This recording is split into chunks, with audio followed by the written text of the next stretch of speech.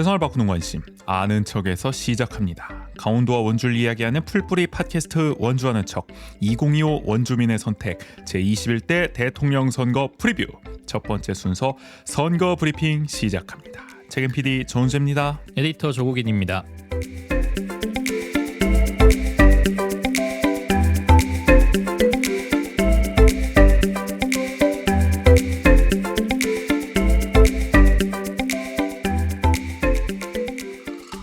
투표는 다들 하셨나요? 우리 구인 씨는 사전 투표 하셨습니까? 아니요, 못했습니다. 아, 사전 투표 불신?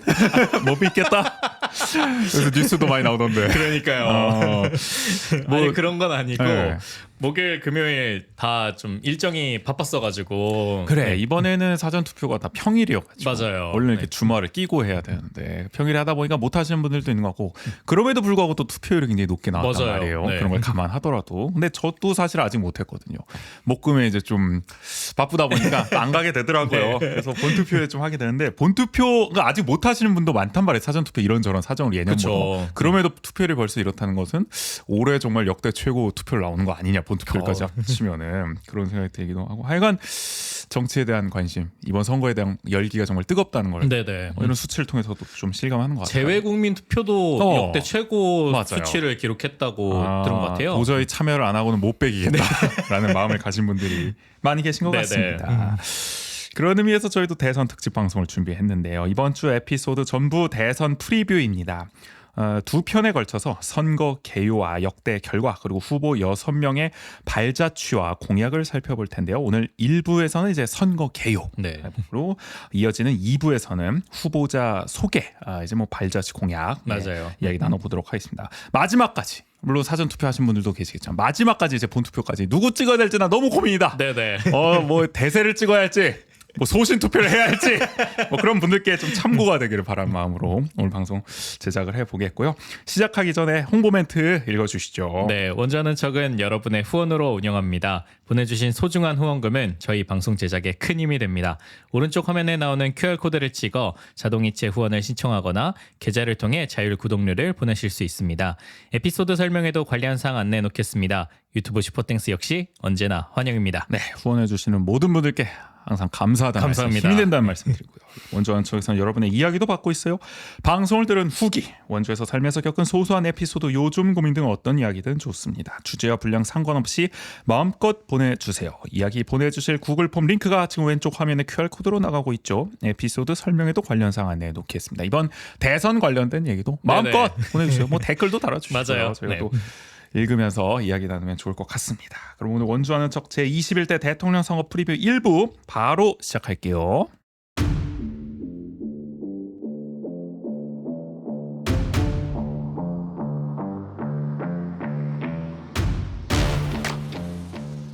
원주 아는 척 제21대 대통령 선거 특집 2025 원주민의 선택 선거 개요.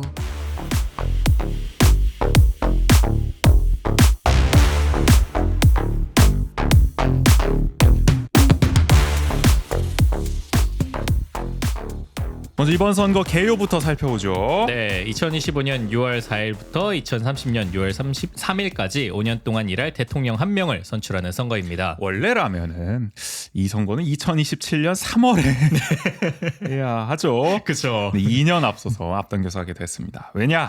제20대 대통령 윤석열이 내란으로 파명됐기 때문이죠. 날아가 버렸습니다. 정말 오래 기다리고 지금 이제 이러던 거였는데 어쨌든 6공화국 역사상 가장 짧은 2년 10개월 25일을 재임했습니다. 윤석열 대통령. 이 3년은 너무 길다.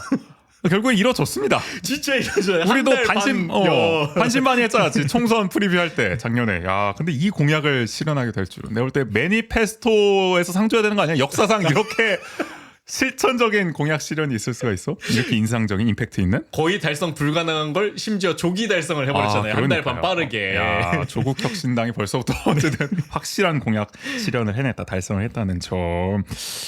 어쨌든 덕분에 헌정 사상 최초 6월 장미 대선이 열리게 됐습니다.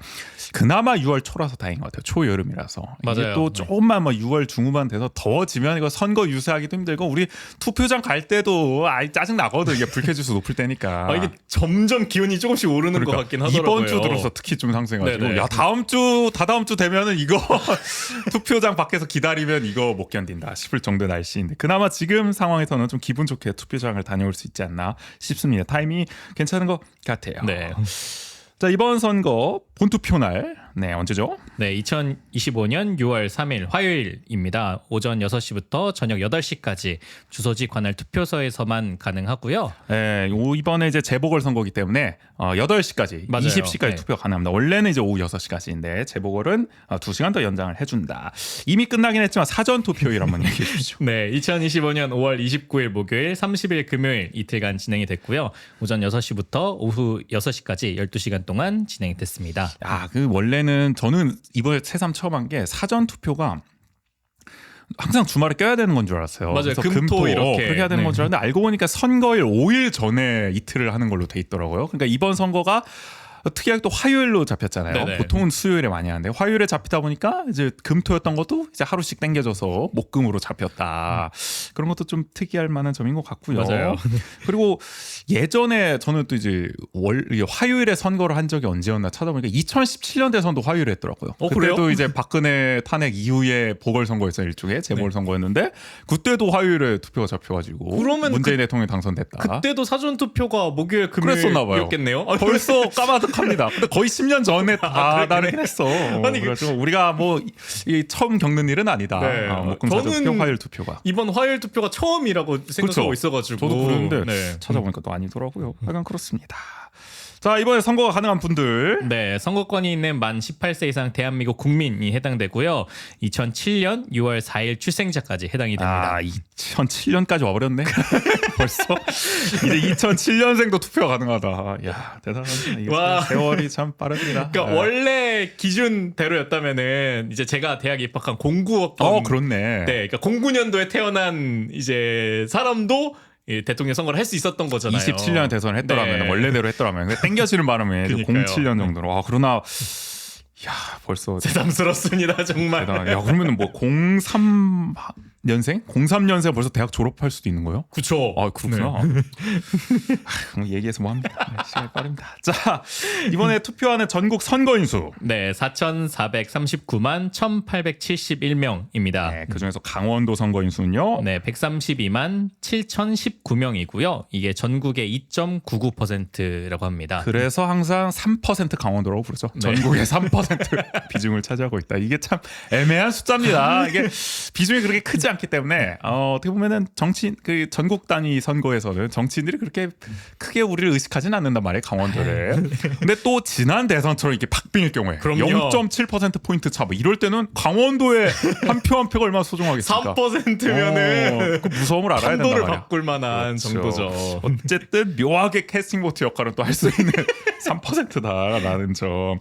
자, 그럼 그 중에서 또 원주의 선거인수. 네, 30만 9,973명이고요. 이게 강원도의 23.36%, 전국의 0.7%입니다. 우리 강원도에서는 1위입니다. 그래도 네. 23%를 차지하고 있는데 전국에서는 1%도 우리가 비중이 없습니다. 원주가 0.7% 정도의 영향력 그래도 행사하고 있다. 1% 정도면 됐으면 좋겠는데. 뭐 50만 원주 되면은 우리 원주가 차지할 수 있겠죠. 네, 이번 선거인수까지 살펴봤고.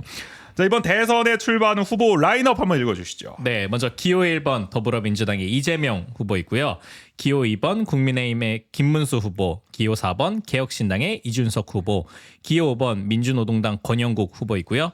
원래 기호 6번 자유통일당 구조화 후보가 있었는데 사퇴를 했습니다. 이분은 원주까지 오셔서 유세를 하셨거든요. 맞아요. 기타금도 다 내시고 이렇게 등록까지 다 하셨는데 잘 하실 것처럼 하다가 그만두셔가지고 좀 의아하기는 합니다. 하여간 기호 6번이 사라졌어요. 네, 그리고 기호 7번 무소속의 황교안 후보, 그리고 기호 9번 무소속 송진호 후보까지 총 원래는 7명인데 그렇죠. 이제 현재 6명 후보입니다. 네. 이게 우리가 어쨌든 민주주의의 어떤 다양성, 정치의 어떤 다채로움을 위해서는 이 많은 후보들이 출마하는 게 또 좋긴 합니다만 네네. 또 선거에 이렇게 프리뷰 방송을 준비한 입장에서 참 6명을 압축된 것이 참 고맙다. 그렇죠. 다행이다라는 생각이 들기도 합니다. 이전 대선 때는 참 후보도 많았잖아요. 거의 한 13명까지 육박한 적도 있었죠 과거에는. 그래도 이번에 딱 6명. 아무래도 조기 대선이다 보니까 다들 이렇게 몸풀 시간이 많지 않았어요. 그리고 기타급 모을 여력도 맞아요. 없었고. 그리고 또 어떤 측면에서는 뭐 결정돼 있다 이런 얘기도 있어서 압도적인 후보가 또 존재하고 있기 때문에. 근데 또 2007년 대선 그 이명박 대통령 당선됐던 그 시절 생각하면 그때도 난립 아닌 난립이었거든요.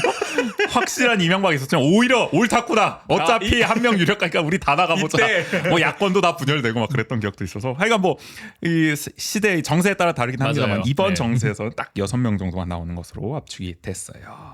여기까지 개요 살펴봤고 이어서 역대 대선 결과 살펴볼게요.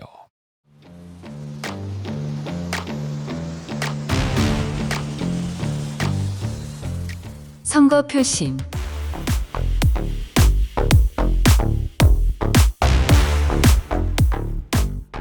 먼저 우리 좀 오래 거슬러 올라가 보겠습니다. 제 13대 대선까지 가고요. 1987년 민주화 이후부터만 살펴보겠습니다, 여러분. 당연히 뭐 민주화부터. 1대 이렇게 안 일단 가가지고. 승먼리까지는 안 가고요. 네, 딱 13대 대선부터 가겠습니다. 87년. 자, 이때 전국 결과 한번 읽어주시죠. 네, 투표율 89.2%였고요.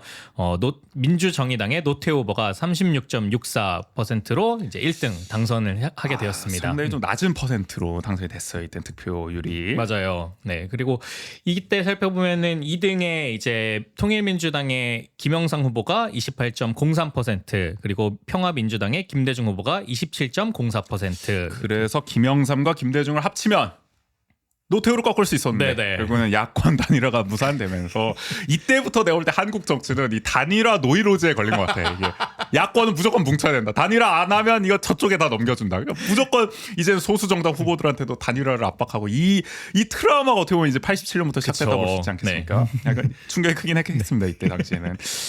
자, 그리고 뭐 김종필도 한번 읽어주세요. 네. 신민주공화당의 김종필 후보는 네. 8.06%로 네, 그래도 나름 그렇죠. 영향력을 충청권의 발휘했었죠. 맹주 아니었겠습니까? 네. 그 3기면대. 그래서 이런 결과가 나왔는데 대체적으로 보면은 강원도도 비슷한 선택을 해왔습니다. 이 당시에 강원도도 노태우 후보를 59.33%. 근데 훨씬 지지율이 높았죠. 네. 전국 투표율 36%였는데 강원도도 59%, 거의 60%가 찍었다. 그만큼 보수세가 아주 강할 때였죠. 이때는 맞아요. 더 강할 때였습니다. 네. 강원도가. 그러니까 뭐 김영삼 후보 같은 경우에는 26.11%로 한 뭐 1.8%, 한 2% 포인트 정도밖에 정도. 차이가 안 네. 나는데 이제 김대중 후보는 강원도에서는 8.84%만 그러니까 득표를 해서 10%도 득표를 못했어요. 네, 그러니까 이런 게 큰 차이를 좀 보여주는 지점이지 않을까 싶어요. 원주 같은 경우는 노태우 후보가 50.95%, 원주도 이때는 보수가 강했습니다. 네네. 김영삼 후보가 그래도 조금 선저했어요. 30.83%, 김대중 후보가 12.17%, 역시 뭐 길을 펴지는 못했고요. 이때 또 원주와 원성군이 분리돼 있을 때죠. 맞습니다. 원성군은 이제 노태우 후보가 아예 61.16%로 TK급 지지율을 받았다. 김영삼이 23.81, 김대중이 9.75. 그러니까 훨씬 원성군은 아무래도 이제 읍면 단위다 보니까 맞아요. 네. 더 보수 정당을 지지하는 경향이 강했습니다. 이때만 해도 강원도 쉽지 않았다. 민주당계 정당에 이제 힘을 쓸 수가 전혀 없었다. 근데 이후 선거도 다음 선거도 비슷합니다. 1992년 제 14대 대선 결과 살펴보죠. 네, 전국 투표율 81.9%에 민주자유당 김영삼 후보가 41.96%를 득표하면서 당선이 되었습니다. 3당 합당을 하면서 네. 호랑이를 잡으러 호랑이 굴로 들어가겠다는 이제 김영삼 후보가 결국에는 보수 정당인 민자당에서 대통령으로 당선이 되죠. 네, 그리고 민주당의 김대중 후보는 33.82%로 2등을 기록합니다. 그래서 이때 정계 은퇴하겠다. 나 네. 이제 안 되나 보다 하고 이제 뭐 영국도 가고 그러셨는데 나중에 맞아요. 돌아옵니다만 이때 패배의 충격이 또 컸죠.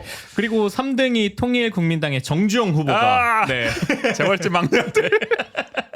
그때 나와서 네. 그래도 16.31% 그렇죠. 나름 그래도 많이 득표를 했어요. 맞아요. 네. 그때는 아무래도 이제 하도 대인 게 많았기 때문에 재벌로서 이제 정치 권력에 대인 게 많았기 때문에 이병철이나 이제 이건희 같은 사람은 철저하게 나는 정치 안 한다 약간 이렇게 갔었는데 네네. 정주영 내가 너무 가보겠다. 대인 게 많으니까 내가 가보겠다 해가지고 도전을 했을 때였는데 인기가 굉장히 많았죠. 통일국민당. 그리고 통일국민당의 전략이 보통 그런 거 아니겠습니까? 이게 현대 그룹의 임원들하고 임직원들만 찍어줘도 너끈히 대장 그쵸. 그냥 우리나라 우리나라에 현대밥 안 먹고 사는 사람 있냐? 뭐 이런 전략을 갖기는데 굉장히 선전하긴 했습니다. 16%로 당선권까지는 무리가 있었다. 네.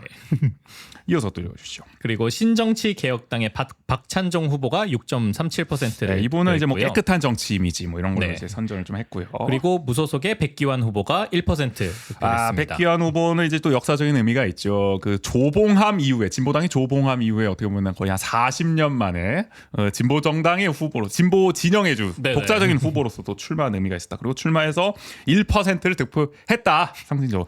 원래 백기환 후보가 그 87년에도 나왔다가 그때 이제 중도 사퇴를 했었는데 야권 단일화를 촉구하면서 이때는 그래도 완주를 하셔서 1% 득표. 이게 어떻게 보면 오늘날의 또 진보 정치 진영의 또 지금 씨앗이 됐다라고 볼 수도 있을 것 같습니다. 자, 강원도 표심 보면은 전국 결과가 사뭇 다릅니다. 일단 김영삼이 1위한 건 비슷해요. 41.15% 강원 전체에서 득표했는데 2등이 김대중이 아니라 정주영이야. 맞아요. 정주영이 34.08%를 득표했어.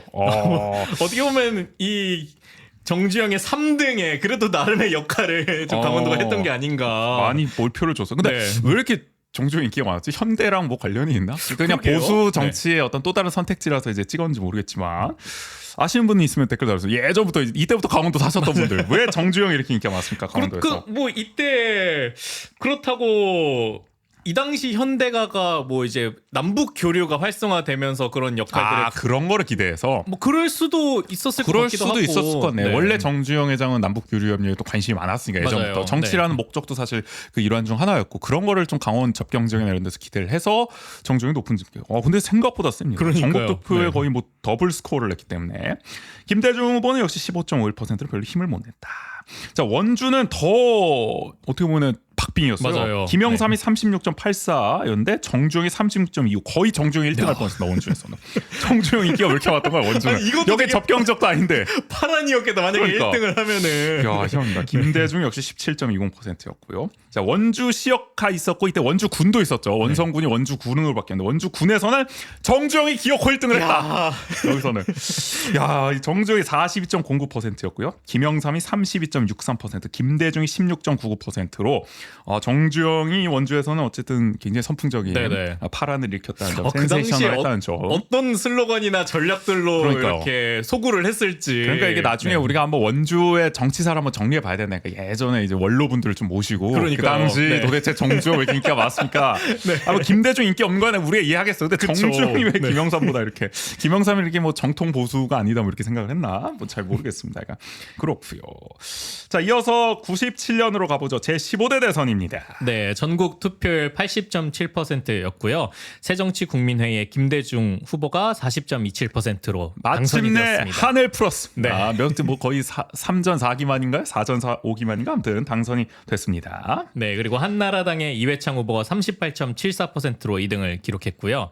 국민신당의 이인재 후보가 19.2%. 그다음 혁혁한 공을 세웠죠. 네. 이 보수 분열로 맞아요. 네, 김대중 후보의 신승을 도왔습니다. 네, 그리고 건설 국민 승리 21에 권영길 후보가 1.19% 네. 이제 득표를 했습니다. 백기환 후보가 어쨌든 진보 진영의 싹을 틔워놨기 때문에 이어서 이제 민주노총을 기반으로 한 이제 어떻게 보면 노동자 대선 후보 선출 운동이 있었고 그 가운데서 이제 민주노총 당시 위원장이었던 권영길 후보가 이제 첫 또 출마를 해서 네네. 살짝 높게 올랐죠. 1.19% 지난 대선보다 높은 득표를 해냈습니다. 자, 어쨌든 김대중이 당선됐으니까 강원도도 이제 좀 표심의 변화가 있었냐? 아닙니다. 똑같았어요. 오히려 더 극단적으로 나타났습니다. 강원도에서는 이회창 후보가 52.48%로 1등을 했어요. 과반을 넘었어요. 강원도에서는 이회창이 네. 대통령이었지. 그리고 2등이 김대중이 아니고 이인재입니다. 이인재가 30.94%, 김대중은 23.76%로 3등을 했다. 완전히 뒤집힌 거죠. 순위가. 이 김대중은 계속 이 강원도에선 강원도에서 재미를 이렇게 못 낮게 나온 봤어요. 부분이 있어서 그렇죠. 뭐 대체적으로 이게 서쪽에서 인기가 많았죠. 맞아요. 김대중은 네. 뭐 수도권이라든지 호남이라든지 뭐 충청도에서 이제 뭡니까 DJ 피어나보로 네네. 이제 또 승기를 잡기도 했었고 그러나 대체적으로 이제 동쪽에서는 역부족이었다. TK, PK, 강원도 절대 찍어주지 않았습니다. 김대중을. 원주도 마찬가지입니다. 1등이 이회창이었어요. 40.14%, 2등도 이인재였습니다. 30.41%, 3등이 김대중 27.12%.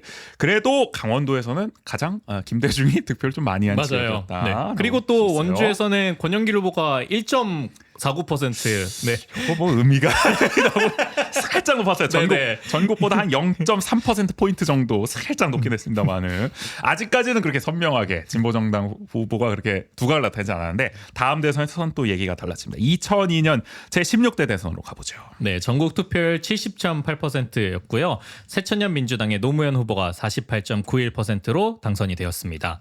그리고 2등에는 한나라당의 이회창 후보가 46.58%로 네, 2등을 기록했고요. 접전이었어요. 네, 그리고 민주노동당의 권영길 후보가 3.89%를 득표했습니다. 이때 민주동당의 권영길 후보가 이제 이따가도 얘기하겠지만 이번 대선에 권영국 후보 같은 역할을 했죠. 네네. TV 토론에서 인상적인 막 국민 여러분 살림살이 좀 나아지셨습니까? 맞아요. IMF 극복하고 뭐 국가 경제 나아졌다는데 달라진 거 있으십니까? 뭐 이래가지고 이제 뭐 코미디 프로에서 이제 패러디도 되기도 하고 네. 인기를 많이 끌었었는데 저도 물론 김대중 후보 대선할 때도 어렴풋이 기억나긴 하지만 제 기억에서 확실히 대선 했을 때 이미지가 남았던 게 딱 2002년 2002년부터 대선 때부터였던 것 같아요. 노풍이 불 때 네. 저랑 딱 5년의 격차가 있네요. 저는 2007년 대선부터 기억이 나거든요. 2002년 대선 기억이 남는 거는 저희 갑자기 가족 얘기를 하지만 저희 어머니가 생전 투표를 잘 안 하세요. 거의 안 하시는 분이에요. 네. 먹고 살기 바쁘기 때문에 그렇습니다. 그쵸. 그런 네. 분들 많이 계세요. 근데 이날은 새벽 6시부터 갑자기 부랴부랴 막 옷을 입고 막 나갈 준비하시는데 준비하시고. 제가 그래서 너무 이례적이어서 어머 어디 가냐고 물어봤더니 제가 그때 초등학교 한 2학년이었으니까 뭐 어디 가요? 막 이랬는데 막 투표하러 가야 된다고 막 이번에 꼭 찍어야 할 사람이 있다고 오. 하면서 막 찍으러 가셨던 기억이 납니다. 아마 노무현 후보를 찍으러 가셨던 것 같아요. 아버지랑 같이. 그 정도로 이때는 좀 뭔가 달랐던 여느 선거와 저도 임팩트 있는 선거로 기억이 납니다. 근데 그 정도 기억만 있고 그땐 잘 몰랐죠. 뭐 노무현이 누구고 뭐 그런 거 잘 몰랐습니다. 그랬던 기억이 납니다. 자, 근데 강원도는 여전히 보수세가 강고했습니다. 맞아요. 이회창 후보가 1위였어요. 52.48%. 노무현 후보는 41.51%. 그래도 민주진영의 후보로서는 노무현 후보가 40%를 넘기는 거의 맞아요. 처음으로 넘겼다라고 볼 수가 있죠. 그리고 권영길 후보도 전국 득표율보다 높은 5.07%를 기록했습니다. 강원도에서 또 선전을 했어요. 원주로 가보면 원주는 그래도 비교적 박빙이었습니다. 이회창 후보가 48.49%, 노무현 후보가 44.48%로 그래도 한 4%포인트 차 정도까지는 네네. 좁혀냈다. 그리고 권영길 후보가 6.14%로 전국 투표율보다 거의 한 더블 스코어를 냈다. 네네. 이때는 아무래도 원주에 뭐 만도를 비롯한 여러 가지 이제 공단들이 있기 때문에 이 공단을 중심으로 한 좀 진보 정당 지지자들이 좀 많이 이제 생겨날 때여가지고 그 조직력이 좀 발휘된 결과가 아닌가 싶어요. 그렇죠. 아마 그리고 제가 인구 추이를 정확하게 보긴 해야겠지만 이 2000년대 전후로 해가지고 원주의 인구 상승률도 조금씩 높아져 갔던 걸로 기억을 하거든요. 저희가 일전에도 네. 살펴봤지만 1995년 그 행정구역 도농 통폐합 할 네네. 때만 하더라도 빅3의 인구가 비슷했습니다. 춘천, 원주, 강릉이 비슷했는데 2000년대 들어서면서 이제 원주가 이제 치고 나가기 시작하지 않겠습니까? 맞아요. 그 분기점이 이제 작용을 하면서 원주가 어떻게 보면 좀 진보 민주당이라든지 좀 진보 정당에 유리한 좀 결과를 낸 지역이 됐다. 이때 2002년 좀 기점이라고 볼 수가 네. 있어요. 저도 딱 2002년 이제 겨울에 아 맞네. 이제 원주에 내가 딱 이사를- 옴으로써 아니 그럼 원주에 민주 진보 진영에 씨앗을 뿌렸다. 변화의 흐름을 그러니까 어쨌든 이제 국인 씨 같은 세대가 이제 유입되는 시기였다는 맞아요. 거죠. 이때 네. 당시 원주의 새로운 어떻게 보면 물결이 좀 뉴 웨이브 이게 시절이었다. 제가 초등학교 때니까 이제 저희 이제 엄마 아빠들은 이렇게 40대 그렇지. 중후반 이제 세대셨으니까 그러한 젊은 세대들이 원주에 어떻게 보면 많이 유입되는 그때가 이제 흐름이 2000년대 있었죠. 초반이었을 네. 거고 또 이후에는 2010년대 초반에 다시 한번 또 혁신도시 기업도시 덕분에 다시 한번 또 맞아요. 제3의 네. 물결 제4의 물결이 또 일어나게 됐죠. 네. 종합적으로 보면 2002년까지는 원주가 많이 틀렸죠. 네, 2002년 틀렸고 97년도 틀렸고 그나마 이제 뭐 92년 저 87년 맞췄습니다만 이때 왔다 갔다 했습니다. 얘가 원주가 보수 성향이 그만큼 강했기 때문에 네네.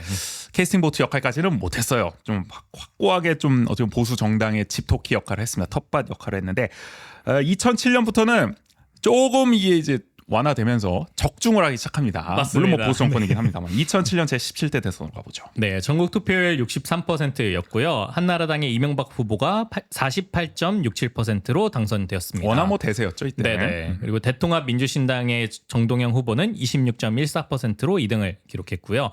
무소속의 이회창 후보가 15.07%를 기록했습니다. 아직도 전설입니다. 무소속으로 출마해서 선거 비용 전액 보전 야, 맞아요. 15%를 넘기면서 됐다. 그리고 민주노동당의 권영길 후보는 3.01%를 득표했습니다. 네, 민주노동당 입장에서 참패였죠. 내리막길을 겪게 되는 어떻게 보면 결정적인 분기점이 됐습니다. 강원도가 일단 맞췄습니다. 네, 어쨌든 보수 정당 후보가 당선됐으니까 또 덩달아 맞췄죠. 이명박 후보에게 51.96% 과반 득표를 해줬습니다. 그리고 정동영은 18.88, 이회창 17.56. 거의 이회창이 2등할 뻔했어요. 그러니까요. 권영길은 3.88. 원주에서도 이명박 강세였어요. 50.95% 득표했고요. 정동영 18.88%, 이회창 17.26%. 거의 강원도 전체와 거의, 네, 비슷한 비슷하게, 흐름으로 네. 갔습니다. 다만 이제 권영길이 좀 선전했죠. 4.73%. 아직까지 민주노동당 조직력이 원주에 있었다. 이때까지는. 2012년 제18대 대선으로 가보죠. 아마 국인 씨가 투표권을 처음 얻었던 선거인 것 맞아요. 같은데. 그렇죠. 네. 이때 전국 투표율 75.8%였고요. 새누리당의 박근혜 후보가 51.55%로 당선됐습니다. 516이었죠. 네. 반올림에서. 그리고 민주통합당의 문재인 후보가 48.02%로 2등을 기록했습니다. 이날 기억이 납니다. 저는 이때 고등학교 3학년이구나. 고3 때였는데 이 결과를 보고 알아 누웠습니다. 내 대학 입시 결과를 보고도 이렇게 충격이 아니었는데 난 이 대선 결과를 보고 도대체 이게 세상이 어떻게 되고 있는 거야. 믿기지가 않더라고요. 꿈에도 몰랐어요. 나는 이런 결과가 나올 줄은. 저도. 그 투표를 또 어쨌든 본인은 하셨으니까. 그러니까요. 첫 투표부터 네. 적중 실패? 좌절감을 맛봤죠. 그랬었고요. 강원도는 뭐 박근혜를 아주 뭐 화끈하게 밀어줬습니다. 네. 이때 당시에 박근혜 후보가 61.97%, 문재인이 37.53%, 거의 더블 스코어 차이가 났고요. 원주도 마찬가지였어요. 박근혜가 57.95%, 문재인이 41.64%. 아마 요때까지가 원주에서 보수 우위의 마지노선이다. 라고 할 수 있는 것 같아요. 네네. 왜? 2012년 이후부터 이제 혁신도시, 기업도시 줄줄이 들어서면서 뭐 반곡관설동, 지정면 인구가 폭발적으로 늘어났잖아요. 그쵸. 네. 이 이후부터는 이제 정계가 완전히 개편이 된다. 정세가 완전히 바뀐다고 볼 수 있는데, 근데 어쨌든 2007년, 2012년까지 2회 연속 적중을 해 나가고 있었고요. 이어서 2017년 제 19대 대선으로 가보죠. 네, 전국 투표율 77.2%였고요. 더불어민주당 문재인 후보가 41.08%로 당선됐습니다. 그리고 자유한국당 홍준표 후보가 24.03%로 2등을 기록했고요. 국민의당의 안철수 후보가 21.41%로 3등, 바른정당의 유승민 후보가 6.76%로 4등, 정의당의 심상정 후보가 6.17%를 기록했습니다. 이때에 뭐 어쨌든 박근혜 탄핵 이후에 또 벌어졌던 선거이기 때문에 지금하고 조금 비슷한 측면도 맞아요. 있습니다만은 네. 더 많은 어떻게 보면 준척급 후보들이라고 해야 되나요? 거의 모두가 뭐 대선에 출마를 했었죠. 다자 대결로 네. 좀 가면서 표가 분산된 느낌이 있었고 그 와중에 이제 문재인 후보는 40%를 넘겼었고요. 네, 뭐 이때부터는 원주에서도 드디어 민주당이 1등을 차지합니다. 역사상 처음이었죠. 맞아요. 민주당 후보가 네. 강원도와 원주에서 1위를 차지하는 거든. 강원도 전체에서는 문재인 후보가 34.16%, 홍준표가 29.97%. 격차가 좀 박빙이긴 했어요. 비교적 아무래도 이제 또 접경 지역에서는 맞아요. 홍준표 네. 후보를 많이 밀어줬기 때문에. 그리고 또 뭐 영동이라든지 맞아요. 네. 안철수 후보가 21.75%, 유승민이 6.86%, 심상정이 6.56%. 순서는 똑같았는데 원주에서는 살짝 달랐습니다. 원주는 문재인이 38.1%, 홍준표가 24.95%, 안철수가 22.5%였는데 4등을 심상정 후보가 했어요. 정의당의 맞아요. 7.08%. 역시 원주가 그래도 진보 진영이 좀 살아있다, 활성화돼 있다라는 점을 좀 알 수가 있고요. 제가 이때 문재인 후보한테 투표를 했는지 심상정 후보한테 투표를 했는지 네. 기억이 안 나네요. 그러니까 제가 두 후보를 계속 끝까지 고민을 했었던 기억은 있는데 이번에도 그런 분들이 많이 계셨을 네. 텐데, 그렇죠. 그때 심상정 후보한테 투표를 했던 것 같기도 하고 네. 7%에 내가 힘을 보탰다 이 어필하고 싶어서 나 갑자기 그 얘기 안 했네. 내가 만든 7%다 네. 이 얘기하고 싶어가지고 하신 거구나. 저와 같은 고민을 했던 분들이 많지 않았을까. 네. 그렇죠. 어쨌든 전국 득표율보다 원주에서 1%포인트 정도 더 높게 나왔습니다. 심상정 네. 후보가. 마지막은 이제 유승민 후보가 6.78% 득표했고요. 자, 이어서는 이제 가장 최근 대선이었죠. 2022년 제20대 대선. 저는 군대에 있었습니다. 결과 한번 말씀해 주시죠. 네, 전국 투표율 77.1%였고요. 국민의힘의 윤석열 후보가 48.56%로 당선됐습니다. 그리고 더불어민주당의 이재명 후보가 47.83%로 2등을 기록했고요. 정의당의 심상정 후보가 2.37%를 득표했습니다. 0.7%포인트 차이였죠. 네. 대선 역사상 가장 적은 퍼센트포인트 차이였고 그만큼 바뀌었는데 사실은 이때는 저도 군대에 있었습니다만 다 윤석열이 이긴다 그랬어요.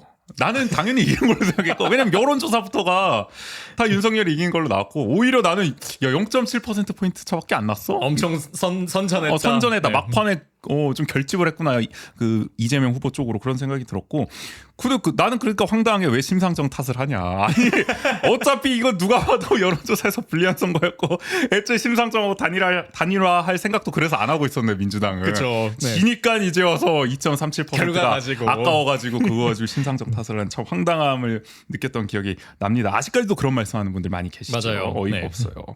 자 이때는 강원도도 대세를 따라갔어요. 윤석열 후보가 54.18% 네, 전폭적인 지원을 받았습니다. 이재명 후보가 41.72%, 심상정 후보가 2.48%.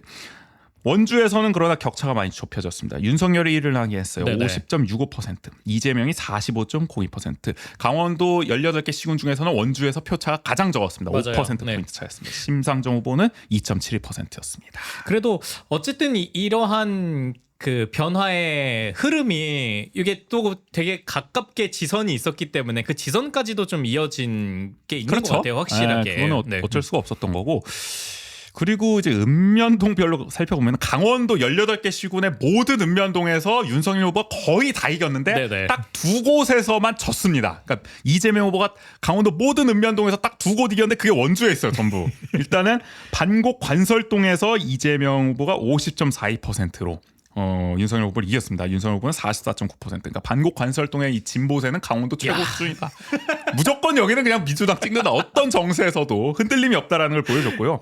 기업 도시가 있는 지정면도 마찬가지입니다. 이재명 후보 50.75%, 윤석열 후보 45.03%. 전체 결과와 뒤집힌 결과가 네네. 나왔죠. 여기도 기업 도시도 거의 뭐 무조건 민주당 찍고 간다. 역시 약속의 지점. 약속의 무실이었는데 저는 그러니까요. 지금 지정이 됐어요. 그러니까 네. 완전한 텃밭을 민주당은 이제 원주에서 두 곳 확보하고 있는 거죠. 반곡관설동과 지정면. 야 그리고 무실동도 윤석열 후보가 이기긴 했지만 초박빙이었습니다. 윤석열 후보 48.11%, 이재명 후보 47.85%. 거의 전국 대선 결과와 비슷한 그러니까요. 초박빙 접전 0.26%. 26%포인트 차. 대단했습니다. 그래서 강원도 전체 읍면동으로 봤을 때 이재명 후보가 가장 득표율이 높았던 곳 1, 2, 3등을 꼽으면 다 원주에 있습니다. 지정면, 반곡관설동, 무실동 1, 2, 3등이 다 원주에 있을 정도로 원주는 할 만큼 했다는 거야. 그럼요. 결론은 뭐야? 우린 할 만큼 했어. 근데 강원도 다른 시군들이 받쳐주지 못하는 바람에 이렇게 되고 말았다. 원주가 좀 더 밀어줬어야 했을까요? 0.7%포인트를 극복하려면? 이렇고요. 이렇게 최근 좀 대선 결과, 역대 대선 결과 살펴봤고 이어서는 가장 이제 최근에 있었던 선거죠. 작년 제22대 총선 결과 살펴보죠. 먼저 원주시 갑. 네, 원주시 갑 투표율 65%였고요.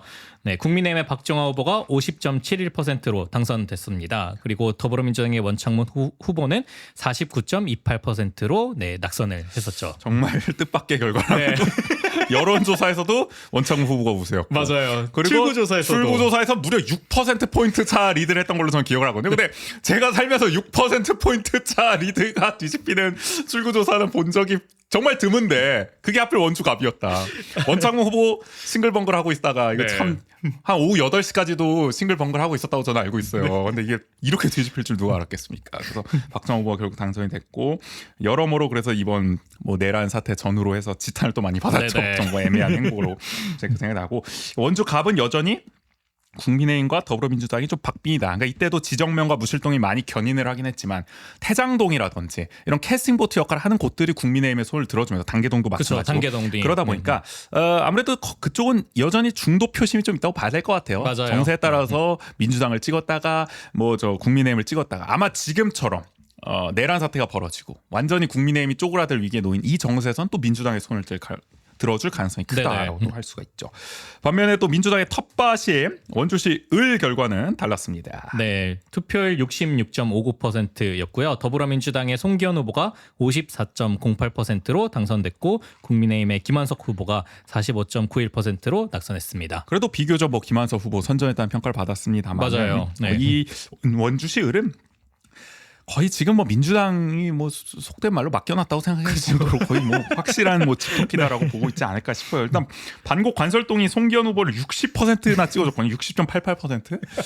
야, 뭐 이거 뭐 말이 필요 없죠. 압도적 지지. 압도적으로. 그래서 아니 솔직히 김한석 후보가 개운동, 명륜일동, 봉산동, 소초면, 신림면 이겼어요. 근데 반곡 관설동 원주에서 인구가 가장 많은 동에서 이 몰표를 줘버리니까 이거 뭐 뒤집을 수가 없는 맞아요. 거죠. 그리고 또 단구동도 이제 인구가 꽤 많은데 여기서 여기서도 그렇죠. 8.5% 정도 차이를 냈으니까 그러니까 결국에는 반곡 관절동과 단구동을 잡지 못하면은 이길 수가 없다. 승리하기가 어렵다. 아마 네. 이 두 지역은 이번 대선에서도 민주당을 지지할 확률이 또 높기 때문에 네네. 종합적으로 이렇게 봤을 때 결국 이번 대선에서도 원주는 결국 민주당 이재명 후보에 좀 손을 들어주지 않겠냐라는 생각이 들어요. 맞아요. 그렇기 네. 때문에 이제 원주는 강원도도 그렇고 만약에 원주는 이제 5회 연속 적중을 하게 되는 거죠. 2007년부터 해서 2007년 이명박, 2012년 박근혜, 2017년 문재인, 2022년 윤석열, 2025년 이재명 후보 만약에 당선되면 5회 연속 적중할 수도 있다. 지금 여론조사상으로 봤을 때는 그렇게 보여지고요. 강원도도 아마 전체 결과가 어떻게 나올지 모르겠습니다. 맞아요. 만약에 네. 이재명 후보를 선택해서 당선될 경우에는 역시 5회 연속 적중하는 결과를 낳을 수가 있습니다. 자, 그럼 이번 대선 제21대 대선 강원도 민심은 지금 어디로 향하고 있냐 살펴볼 텐데 여론조사로 볼게요. 일단은 전국 표심 한번 살펴보죠. 네, MBC 여론조사 M이 작년 10월 4일부터 올해 5월 27일까지의 여론조사 378개를 종합한 결과를 발표를 했는데요. 네, 더불어민주당의 이재명 후보가 46.8%로 1위를 기록했고요. 국민의힘의 김문수 후보가 37.6%, 개혁신당의 이준석 후보가 9.5%를 기록했습니다. 네, 한 400여 개 가까운 여론조사를 다 합쳐봤을 때 이 정도 좀 추세가 나오고 있다는 거예요. 네네.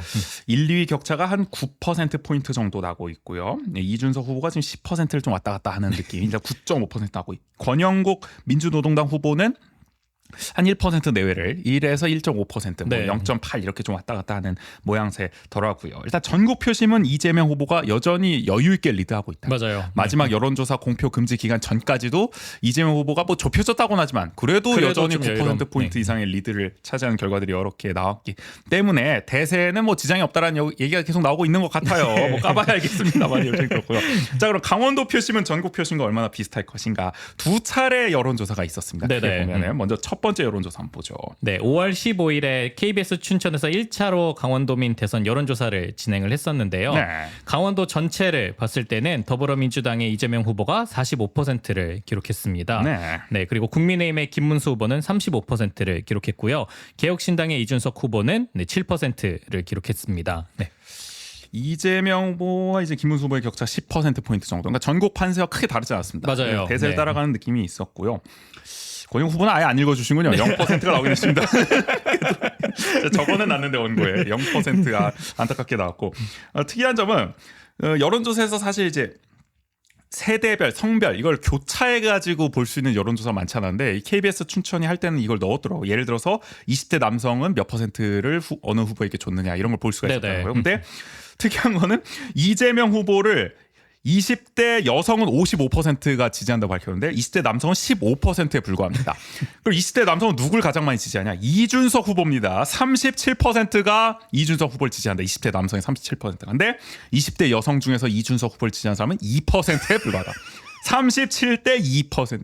이게 나 이해가 이게 아니 이게 대화가 됩니까? 근데 이게 20대 남성과 여성 이게 너무 정치관이 다르니까 이거 어떻게 바라봐야 되니까 난 잘 모르겠는데 이 정도로 심각한 격차가. 그러니까 그래서 이번에 이런 여론조사라든지 이번 대선의 그 중요 포인트를 짚는 그런 콘텐츠에서도 이제는 어떤 지역별 이런 경향보다도 세대별 그다음에 성별별 그렇죠. 이제 격차를 어떻게 바라보느냐가 중요하다 이런 얘기를 그렇죠. 많이 나는 하더라고요. 또 세대도 세대지만 성별 격차가 정말 크다는 생각이 들고 사실 지난 대선 때도 앞서 제가 여론조사에서 이재명 후보가 많이 뒤지다가 막판에 결집을 해서 그래도 박빙 승부를 냈다라고 본 것도 결국은 20, 30대 여성들이 막판에 그냥 몰표를 줬자 맞아요. 이제 이거 도저히 네. 윤석열은 안 되겠다 해가지고 근데 민주당 그 고마움도 모르고 이제 지금 이러고 있는데 약간 그런 결과가 있었단 말이죠. 어쨌든 그러니까 이게 성별에 따라서 20대 남성들은 거의 보수 정당을 쫙 지지해주고 20대 여성들은 뭐 민주진영 아니면 진보 정당을 지지하는 경향으로 쫙 가버리는 이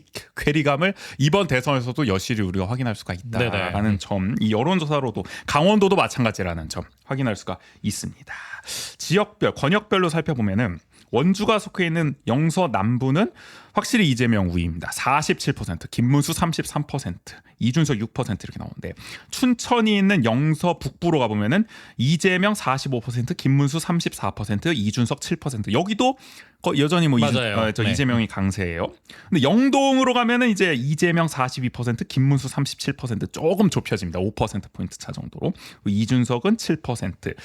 요렇게 나왔어요. 참고로 1차 여론조사 개요 말씀드리면 KBS 춘천이 한국 리서치 의뢰에 5월 10일부터 14일까지 3일간 강원도 18세 이상 남녀 2,000명을 통신 3사 제공 휴대전화 가상 안심번호로 무작위 추출해 면접원이 전화 면접 조사했다고 하고요. 응답률은 17.4%, 95% 신뢰 수준의 최대 허용 표본오차 플러스 마이너스 2.2%포인트라고 합니다. 우리가 뭐 저기 뭐 지상파 방송도 아니지만 그래도 네. 한번 정보청에서 읽어봤고요. 자세한 내용은 중앙선거관리위원회 여론조사 홈페이지에서 확인하시면 된다라는 점.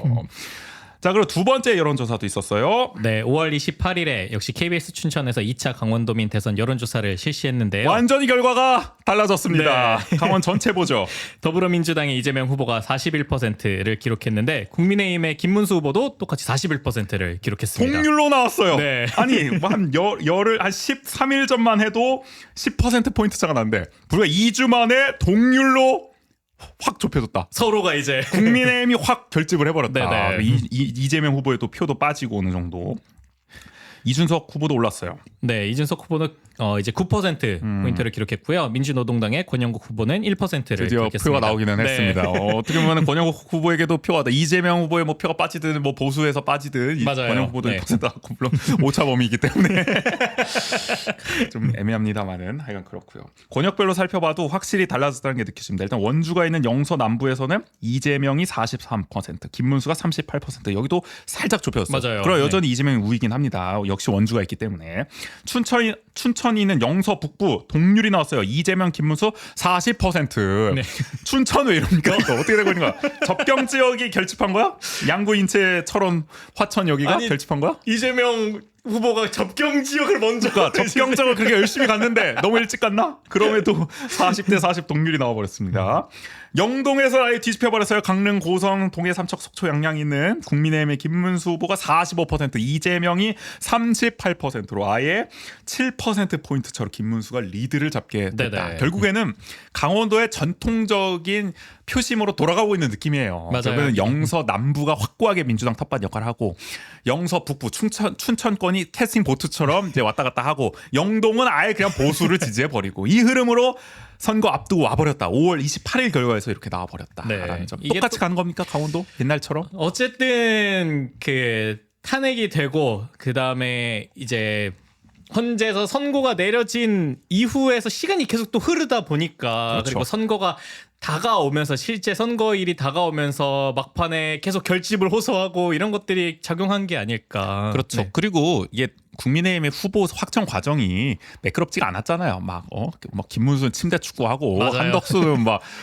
편하게만 가려고 하고 자기 희생하는 것도 하나도 없고 원포인트 통과를 노리고 그런 난리를 치다 보니까 처음에는 이게 김문수 쪽으로 좀 뜨뜻미지근하게 결집이 잘 안 되는 모양새였는데 이제 선거 다가오고 진짜 좀 위기감이 느껴지니까 이제 전통적인 보수 지지층에서 좀 결집을 한 게 아닌가 싶기도 네네. 하고 그리고 이런 게 있어요. 보수층의 응답률이 좀 높아진 결과도 있지 않겠느냐. 아. 이제 한국갤럽 결과도 그랬습니다만은 여론조사에서 점점 김문수가 좀 높게 나타났잖아요. 근데 이 전문가들이 분석하기에는 결국에는 보수 지지층이 여론조사 전화를 좀 잘 받게 된 거 아니냐. 열심히 받고 열심히 응답을 하다 보니까 자연스럽게 보수 표집이 늘어나면서 김문수의 지지율이 착시가 좀 생긴 게 아니냐. 조금 높아진 거 아니냐. 뭐 이런 얘기를 하기는 합니다. 뭐 까봐야 알겠죠. 그쵸? 강원도 표심 어쨌든 네. 현재 추세의 변화는 느껴진다. 보수가 확실히 좀 강원도에서는 결집하고 있는 것 같다. 이렇게 정리해 볼 수 있을 것 같아요. 2차 여론조사 개요는요. KBS 춘천이 한국 리서치 의뢰에 5월 25일부터 27일까지 3일간 강원도 18세 이상 남녀 2,000명을 통신 3사 제공 휴대전화 가상 안심번호로 무작위 추출해 면접원이 전화 면접 조사했습니다. 응답률 22.4%. 확실히 1차보다 확실히 늘었죠. 높네요. 네. 5%포인트 늘었습니다. 응답률이. 95% 신뢰 수준의 최대 허용 표본오차 플러스 마이너스 2.2%포인트입니다. 여기까지 역대 선거 결과와 이번 대선 표심 살펴봤고 마지막으로 대선 관전 포인트 살펴볼게요.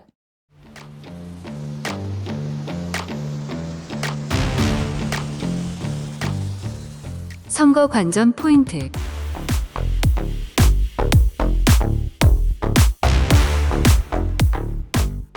이번 대선 관전 포인트 첫 번째 역시 내란 세력 심판이죠. 내란을 일으킨 정부의 여당이자 그 내란을 여전히 비호하는 인사가 즐비한 국민의힘이 후보를 내는 게 근본적으로 맞나요, 근데? 그렇죠. 이것도 의문이긴 해. 뭘 잘했다고 지금 후보를 또 내고 대통령 되겠다고 정권을 다시 연장해달라고 이렇게 호소를 하고 있는지 황당합니다만은.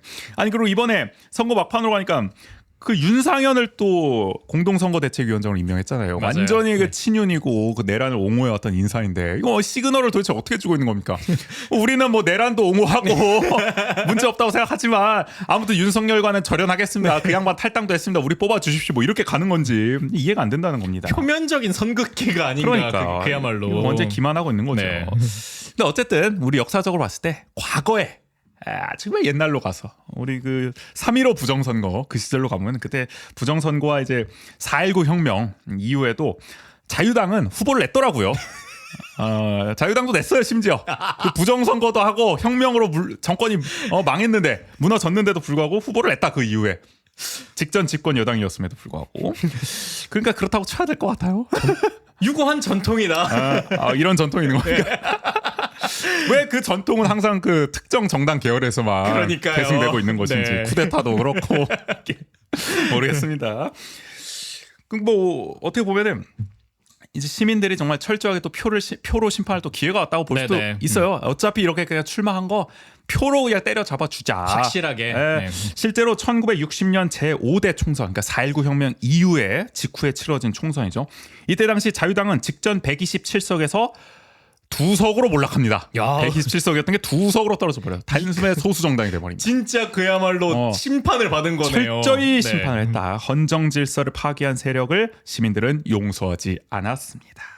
그렇기 때문에 이번 대선도 이 한국 민주주의의 회복과 도약을 위해선 내란 세력의 압도적 패배가 절실하다. 저는 맞아요. 이게 특정 정당의 승리가 중요한 선거가 아니라 특정 세력의 패배가 중요한 생각. 압도적 압도적 패배가 중요한 네. 선거라고 생각을 해요. 김문수가 얼마나 적게 득표하느냐가 관심사입니다. 저로서는 그렇다는 거예요.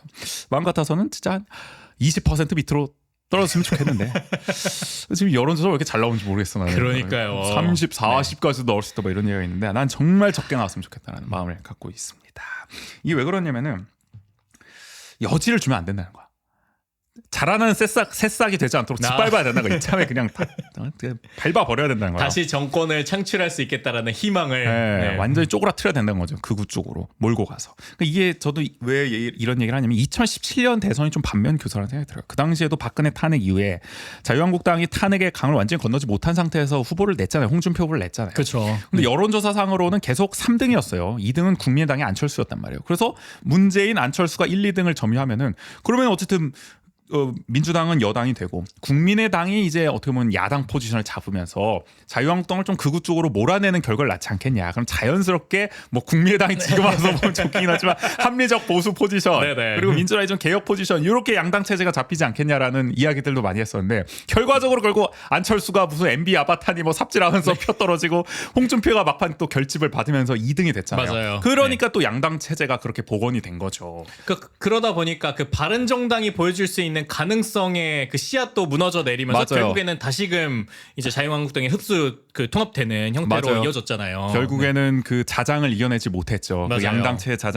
양당 체제의 자장을 이겨내지 못하고 다 그리고 보수 통합으로 이어진 결과. 지금 그게 또 국민의힘으로 이어지고 있는 그쵸. 건데 네. 그 당시에 어쨌든 국민의힘이 2등하고 그 2등한 국민의당과 바른정당이 좀 협력을 맺어가지고 뭐 좀 또 하나의 거대 야당을 만들었더라면은 보수적인 어떤 합리적인 네네. 보수적인 그런 정당을 만들었다면 좋지 않았을까라는 생각도 드는데 한국 정치를 위해서는 네. 이런 내란 사태까지는 나지 않지 않았겠느냐. 윤석열 같은 이런 내란 우두머리가 나오지 않지 않았겠느냐라는 생각이 들긴 하는데 왜냐면 그때 2등을 하면서 그 바른정당의 계열을 다시금 흡수하고 그러면서 자유한국당이 더 극우의 그 방향성을 자리매김했었던 시기도 그 시기였잖아요. 그렇죠. 문재인 정권 그 아래에서. 그렇죠. 그리고 네. 비교적 정상적인 소리를 하던 유승민은 완전히 이제는 거의 뭐 정계에서 그죠. 제기를 못 하고 있잖아요.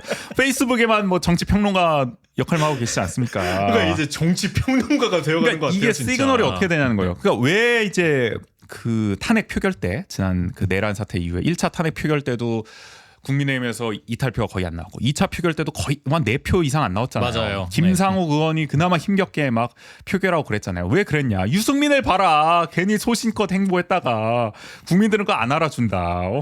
합리적 보수를 해봐야 너만 죽는 거다. 이런 시그널이 너무 박혀 있었기 때문에 결국에는 그런 결과가 나지 않았나라는 생각 들고 윤상현이 얘기하지 않았습니까? 그러니까. 1년만 지나봐라. 다 까먹는다. 뭐 이런 얘기 하잖아요. 그러니까 우리도 참 철저히 이런 걸 기억해서 심판할 때 심판해야 된다. 네네. 그렇기 때문에 이번 대선 내란 세력에 대한 철저한 응징과 심판 중요하다라는 생각이 들고요. 네.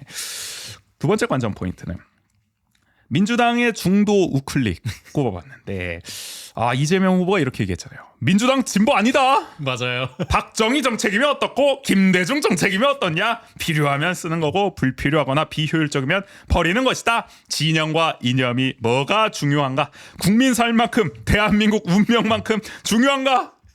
거의 뭐 실용주의자 다 됐습니다 지금.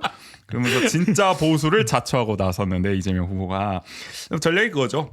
왼쪽 비워두겠다 우리는. 왼쪽은 뭐 민주노동당이 가시든지 민주노총하고 같이 뭐 진보당이 가시든지 기본소득당 뭐 사회민주당이 가시든지 우린 비워놓을게요. 우리는 오른쪽 먹겠습니다. 중앙과 오른쪽으로 지지에 확장해서 합리적 보수의 포지션을 우리가 만들어내겠다. 네네. 그리고 지금 저 국민의힘 같은 완전히 지금 비정상적인 저 극우 정당을 오른쪽 낭떠러지로 그냥 고꾸라트려 버리겠다. 쪼그라트려 버리겠다.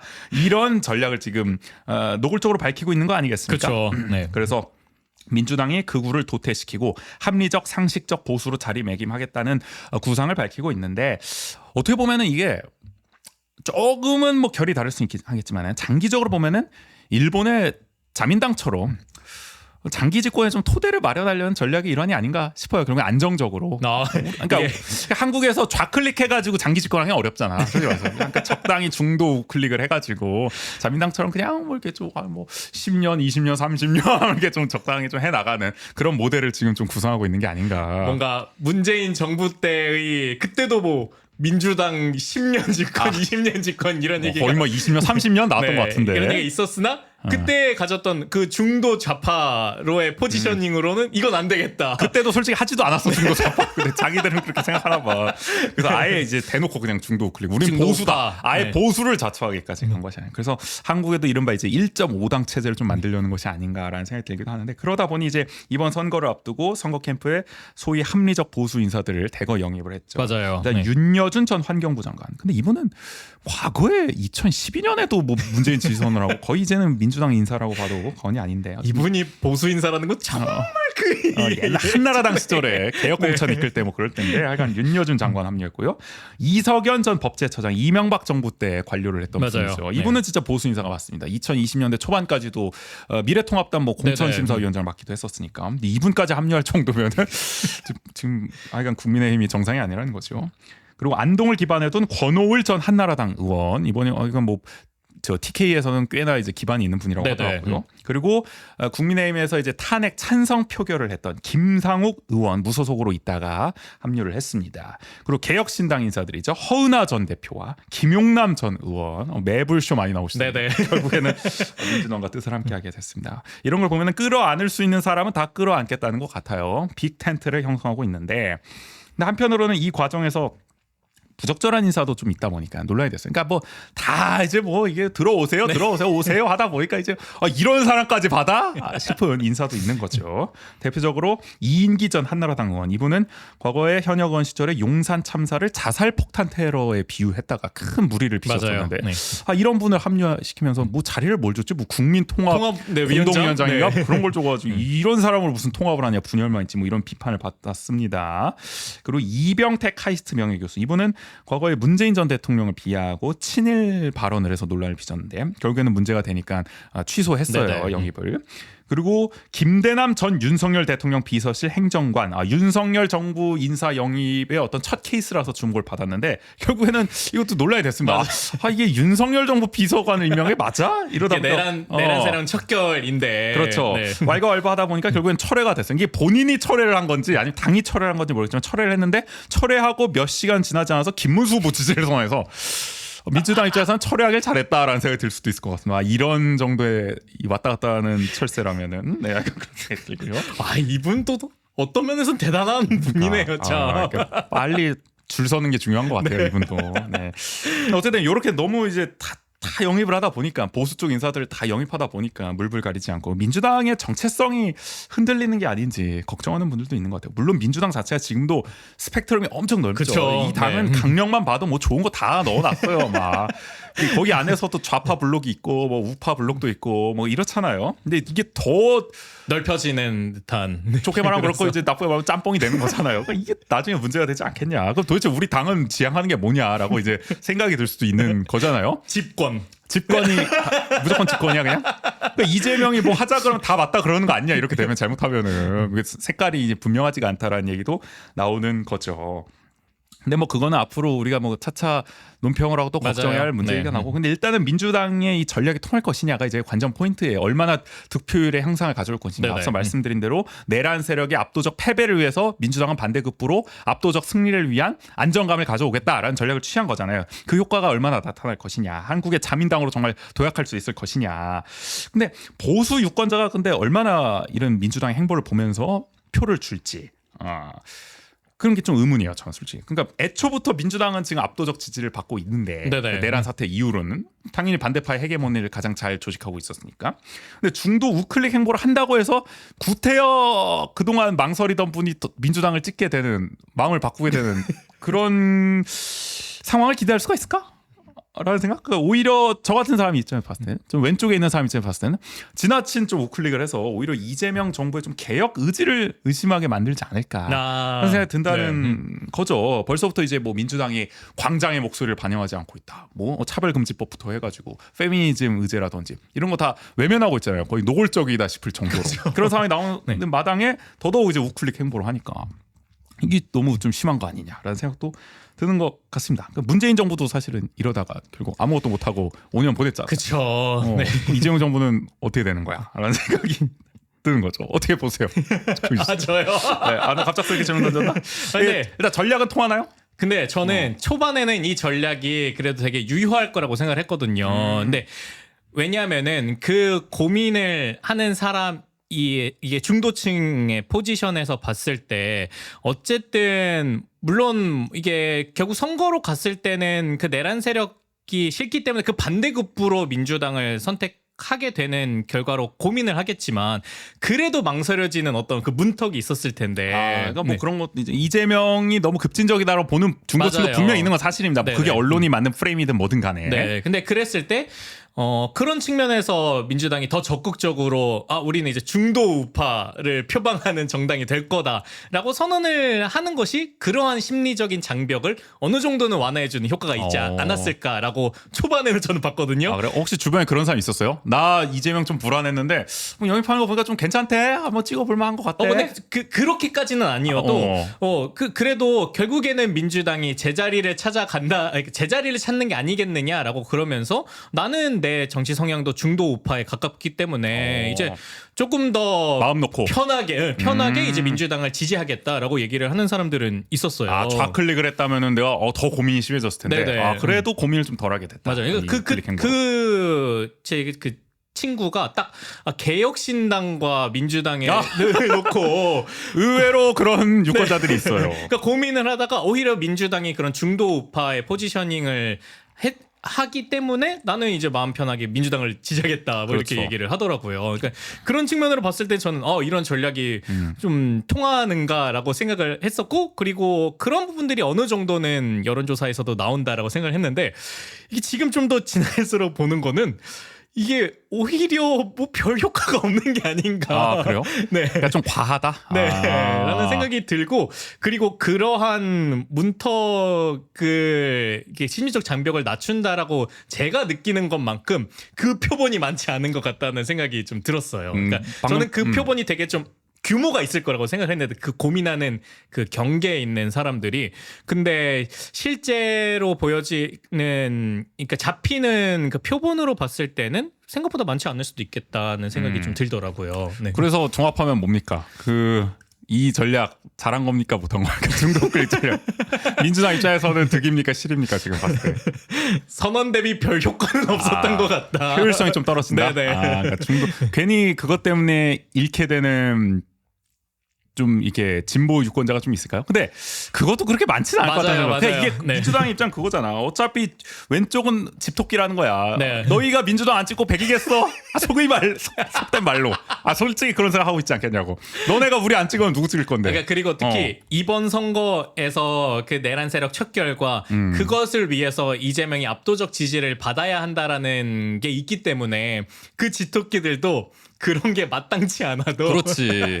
그냥 그래 이번 선거만큼은 이게 필요하지라고 감내를 하고 있는 부분도 있는 것 같아요. 그 심리를 좀 잘 이용하고 네. 있다 생각. 얄밉습니다. 저는 솔직히 왼쪽에 있는 사람 입장에서. 그러니까 그런 중도 우클릭 전략은 그 맥락에서 나온 건 네네. 이해가 됩니다. 이게 뭐 성공하든 뭐 실패한지 뭐 모르겠지만, 하여간 뭐 그 전략이 나온 맥락 자체는 이해가 되고, 뭐 득표율을 보면 알겠죠. 그게 얼마나 성공을 거뒀을지. 영원히 모를 수도 있어요. 그리고 뭐 맞아요. 우리가 비교해 볼 수 있는 건 네. 아니니까. 그러니까 민주당은 확실히 이런 선택을 했는데, 저는 더 궁금한 것은 이게 장기적으로 그러면 어떻게 할 것이냐. 이재명 정부가 실제로 출범했을 때도 이 보수 우클릭 으로 갈 것이냐, 네네. 중국 우클릭으로 계속 갈 것이냐. 그러면은 개혁은 지지부진할 것이고, 그러면은 이게 보수 양당이 뭐 지금도 경쟁하는 체제인데 오히려 보수 극우 양당 경쟁 체제로 가는 것이 아니냐. 그러면 더 큰일 나는 거 아니냐? 정치판이 그냥 더 우경화하는 거 아니냐? 맞아요. 그럼 진짜 일본의 자민당화 되는 거 아니냐?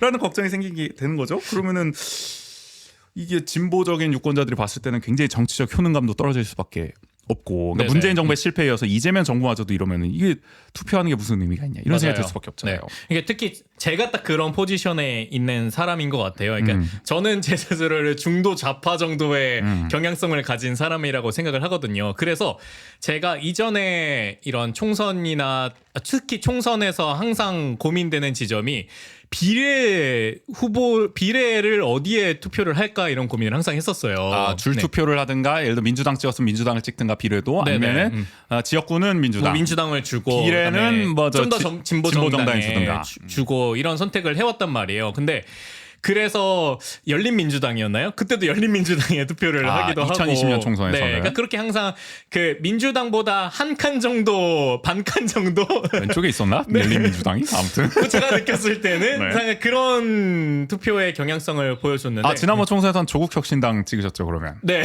그랬구나.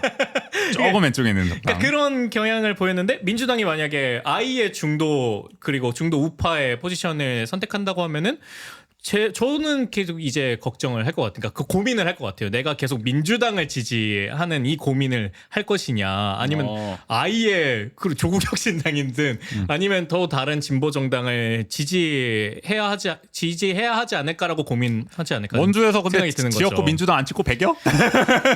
어떡할 거야? 괘씸해. 이걸 이용하고 있다는 겁니다. 양당 체제라는 게 약간 그렇습니다. 이런 고민을 또 새삼 하게 되는 것 같아요. 네네. 중도 우클릭 전략, 뭐 이해가 되는 측면도 있지만 너무 과한 거 아니냐, 그리고 장기적으로 봤을 때는 독이 되지 않겠냐라는 네네. 정도의 관전 포인트를 좀 짚어볼 수가 있고요. 결과로 나타날 것 같습니다, 이번 대선. 마지막 관전 포인트 세 번째는 뭐 선거 때문에 나오는 단골 관전 포인트죠. 제3 후보의 영향력 양자 구도에서 얼마나 될 것인가. 일단 개혁신당이 이준석 후보, 보수 진영의 이제 제3 후보라고 볼 수 있는데, 보수 단일화는 사실상 무산됐습니다. 맞아요. 설마 뭐 네. 본투표 앞두고 뭐 하루 전날 깜짝 단일화 뭐 이렇게 되지는 않겠죠. 아니 그게 뭐 페북이나 이런 데서 뭐 이재명 후보도 그렇고 계속 그런 시그널을 좀 보내는 것 같더라고요. 내란 세력과 손잡으려고 지금 뭐 물밑 접촉하고 있는 거 아니냐? 뭐 토사구팽 당하면 당하는 거다. 뭐 그렇죠. 이렇게 얘기하기도 하고. 뭐가 있긴 있나? 뭐 모르겠습니다. 근데 뭐 보수 언론은 뭐 아우성이었죠, 지금까지. 막 그쵸. 이준석 네. 당선도 안 될 것 같은데 이렇게 독자 완주하는 건 깽판 치겠다는 거 아니에요? 동아일보였나? 어디가 그렇게 표현까지 했던데. 약간 뭐 그렇긴 했습니다만, 어쨌든 본인은 단일화할 이유가 없다고 보는 것 같아요. 네네. 나 아직 나이도 젊은데 이제 막 40세여가지고 이제 막 출마하고 막 다다음 차차기 도전해도 이제 50살이고 얼마든지 아직 창창하다. 맞아요. 이번에 그리고 뭐 득표율을 좀 적당히 쌓아서 기반을 만들어가는 게 중요하다, 이런 거 아니겠습니까? 네, 뭐 그래도 그리고 단일화를 하면은 김문수 후보 사태밖에 없을 것이다. 뭐 이런 그렇죠. 얘기를 하기도 하고. 명분 자체가 이제 독자 완주에 더 있다. 맞아요. 여론조사도 네. 그렇게 보고 있고. 관심은 이제 완주에서 10%를 넘길 것이냐. 이게 하나의 척도잖아요. 그쵸. 그러니까 선거 네. 존재감을 드러내는 데 있어서도 두 자릿수 득표는 중요할 것이고, 또 선거 비용을 이제 반액 보전받는 또 기준선이 10%이기 때문에 요걸로 어떻게 보면 이준석 후보의 성패를 좀 언론들은 점치고 있는 것 같더라고요. 그럴 것 같으세요? 어떠세요?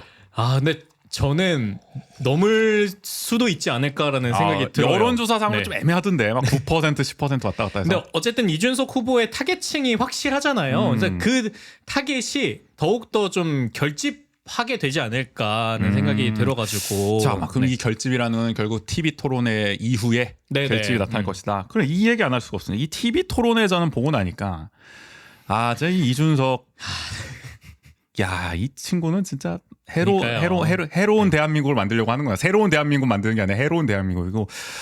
이 그런 얘기가 이 후보 자체가 공해 수준이다. 지금 한국 그쵸. 정치에 있어서. 이게 정치권에서 물러나야 된다 이런 얘기가 연일 나오고 있는 거잖아요. 그러니까 저는 원래는 이준석 후보가 그 몇 퍼센트 나올 거냐 했을 때 내심은 농담 삼아서 딱 9.9% 득표했으면 좋겠다. 딱 선거 비용 보전을 목전에 두고 딱 9.9% 나가지고 이것은 이준석의 어떤 정치 파산과 경제 파산을 동시에 이끌어낼 수 있는 아주 군만 같은 유쾌한 결과가 네. 아니겠느냐라고 생각을 했었는데 근데 저는 TV 토론에 보고 나니까 이거 진짜 장난으로 할 얘기가 아니다. 진짜 네. 얘는 진짜 폭삭 망해야 되는 거 아니냐 이준석 후보는 그런 생각을 했고요. 대통령커녕 정말 정치를 해서는 안 되는 인간이라는 걸 저는 여실히 느꼈고 네네. 이번 대선 이후로는 정말 공적 영역에서 특히 정치 영역에서는 완전히 도태됐으면 좋겠다. 극우와 함께 도태됐으면 좋겠다는 생각을 갖고 있거든요. 맞아요. 근데 국인 씨가 봤을 때는 오히려 그 TV 토론회가 결집으로 작용할 것이다. 네. 그러니까 이거는 우리의 희망과 반대로 그냥 정치의 정세로 봤을 때는 그렇게 보인다. 그러니까 그 타겟에 어떻게 보면 입맛에 맞는 멘트를 계속 하고 있고 그리고 그 타겟이 결집되게끔 유도를 하고 있어서 이준석 후보는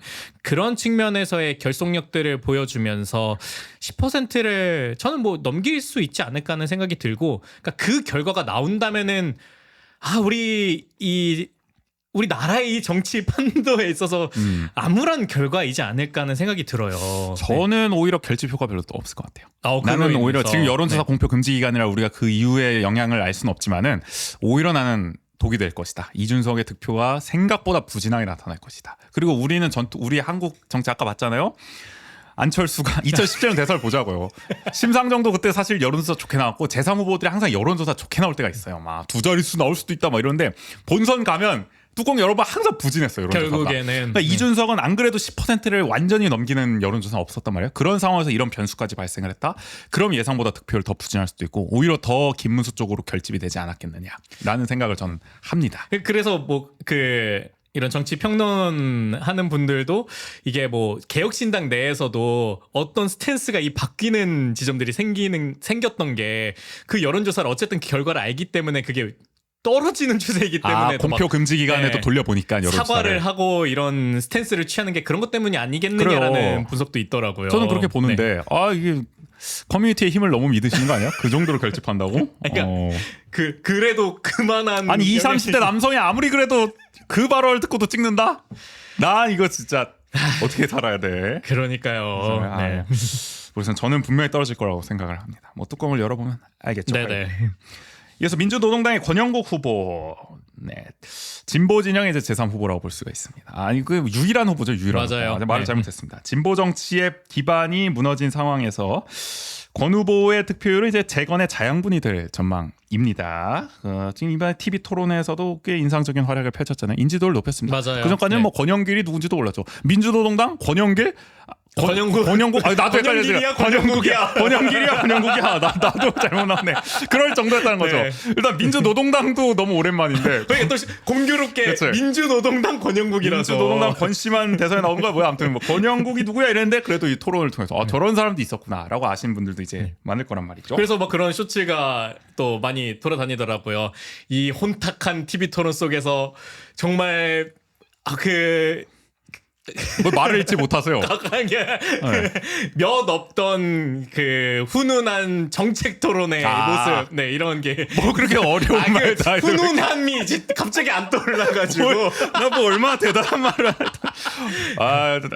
어쨌든 단어가 잘 생각이 안 납니다. 그런 얘기가 나왔다. 그러면서 이제 권영국 후보를 다시 보게 됐다 이런 반응들이 확실히 있더라고요. 그래요. 권영국 후보라도 없었으면 어쩔 뻔했냐. 이런 맞아요. 얘기가 나오기도 네. 했었으니까. 또 그런 점이 권영길 전 후보와도 겹쳐지는 지점이 네네. 있는 것 같아요. 과거 20년 전에.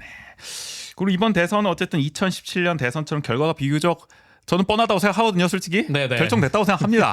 나는 솔직히 별로 불안한 게 없어. 그런 선거라는 점에서 권 후보에게 이게 뭐 표를 던지는 게 그렇게 부담이 덜해요. 예를 들어 과거 권영길 후보가 출마를 했었던 2002년 대선.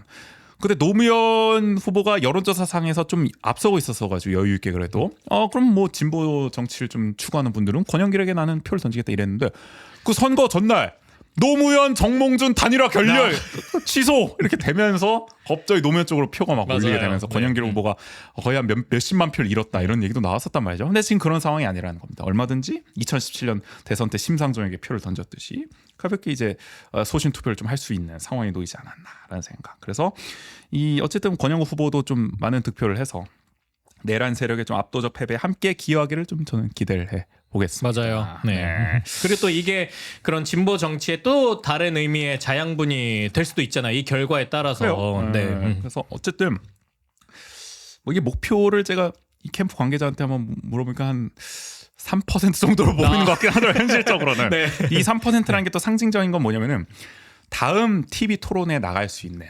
오. 그 기준이거든요. 네. 직전 전국 단위 선거에서 3% 이상을 득표해야 TV 토론에 나갈 수가 있는데 물론 이번 대선에서 3% 득표해도 나중에 지방선거 뭐 이런 결과 나오겠습니다만 어쨌든 우리 한국에서 최소한의 존재감의 척도로 쓰고 있는 게 득표율 3%라는 거죠. 강원도 인구수. 맞네. 강원도 딱 강원. 유권자 수. 그만큼 여러분 3%는 네. 중요한 겁니다. 그래서 3% 득표 이상 할지 내 지금이면 5%까지 아, 네.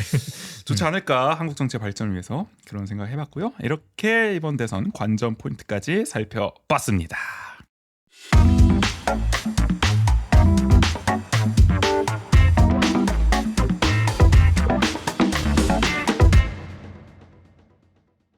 일부에서는 이렇게 가볍게 선거 개요 브리핑 해봤고요. 이어지는 2부에서는 후보 6명의 발자취와 공약을 살펴보도록 하겠습니다. 저희 원주하는 척 어디서 들을 수 있죠? 네, 원주하는 척은 유튜브, 스포티파이, 팟빵, 네이버 오디오 클립, 애플 팟캐스트에서 감상할 수 있습니다. 취향과 여건에 맞는 플랫폼에서 들으시고요. 매일매일 강원도와 원주 이야기를 올리는 인스타그램, 페이스북 계정도 운영 중입니다. 지역이 어떻게 돌아가고 있는지 궁금하시다면 팔로우 부탁드릴게요. 그러면 원주하는 척 2025 원주민의 선택 제21대 대통령 선거 프리뷰 1부 여기서 마무리하겠습니다. 지금까지 진행의 조은재 조국인이었습니다. 모두 안녕.